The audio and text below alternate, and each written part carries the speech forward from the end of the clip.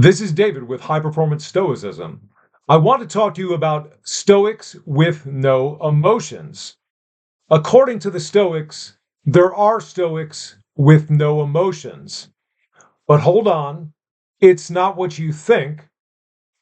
There's a very special class of people, and for such people, there's a very special class of emotions that they don't have. Now, I know that's an earful. Let me explain it. The common view of the Stoics is that the Stoics are telling us you should have no emotions, and that if you follow Stoicism, you will have no emotions if you carry it all the way to the end.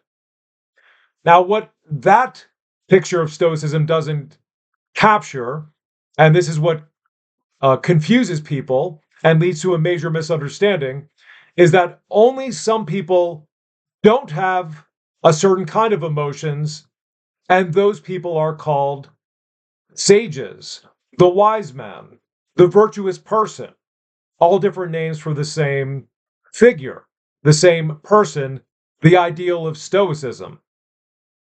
So let's talk about what this means.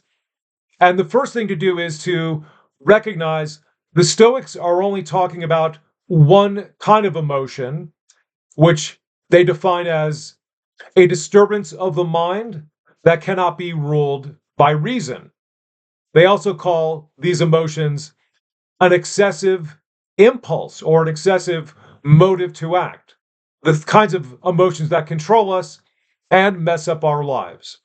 I went into this in more detail in my previous video, Emotions Stoics Hate, but now I'm going to talk about what it really means for a sage to be without these emotions. And these emotions are called, for the Stoics, pathe, and pathe has been translated as passions or emotions. So because of that translation, that's what leads to so many confusions, because most people aren't reading the original Stoics in Greek. Most people aren't reading Seneca in Latin, and that accounts for a lot of the confusion. So the sage becomes virtuous. And part of being virtuous means they are without these pathe.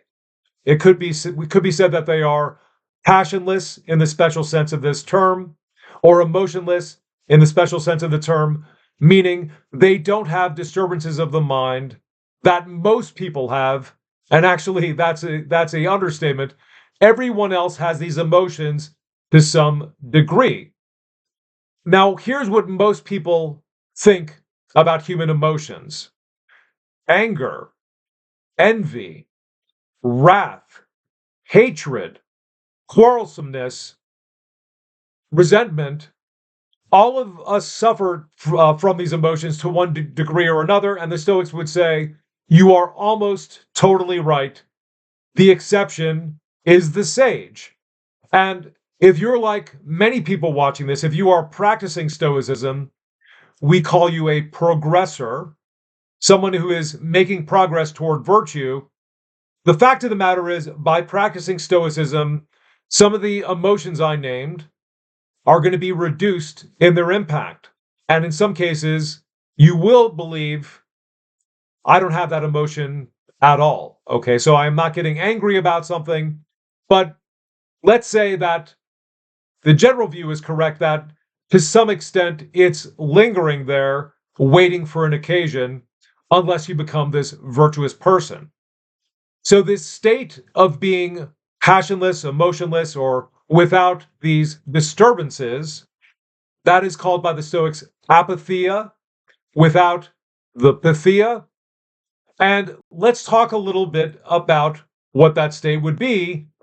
And I'm going to use some of the emotions I've just discussed to say, all right, this is what the sage would be like.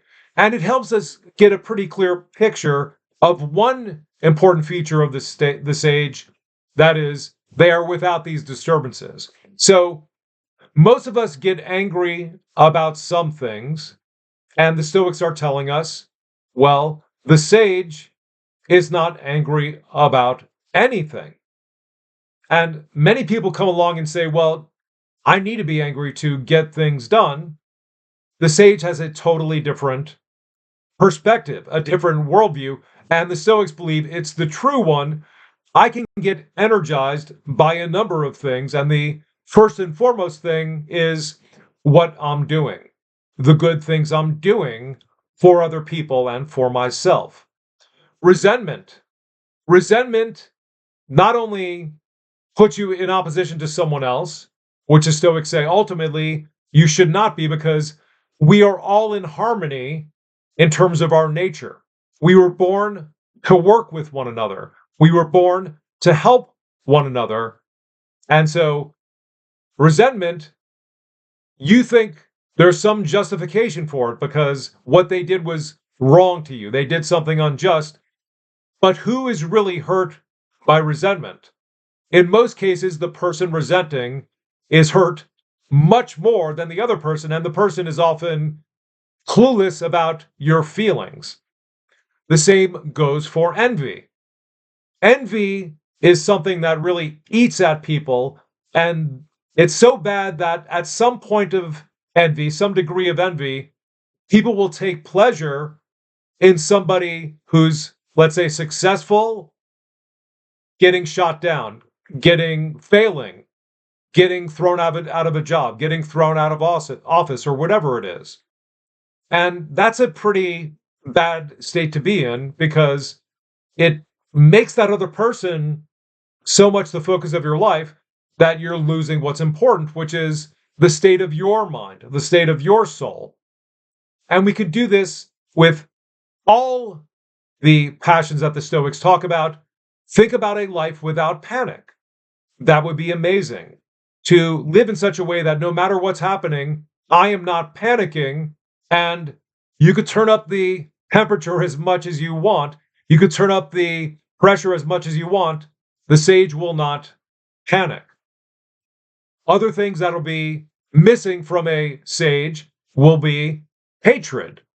The sage hates no one, and the great thing about transforming your soul in such a way that you have virtue is it's not even something that you recognize. You look at other people and you have sympathy with them that they have hatred, but you are at long last free of it because how many people's lives are spoiled by the hatreds they have? We carry around hatreds over time, even if the person, when we move, they're living in another state. They don't even know what's going on with us. They don't care about us, but we're carrying it inside us. So just looking at some of these passions or pathe and seeing you will be without these if you are a sage, I think that's a pretty great sales pitch for practicing Stoicism. And many of you know, because you are practicing Stoicism, these pathe have been reduced inside of you because you're getting your mind right. You're getting your actions right. You're getting your thinking right. And you're not focused on silly, trivial things that you're going to forget about in a couple of years, hopefully. So that's it for this talk today. Like, subscribe, and give me some comments, and we'll see you in the next video.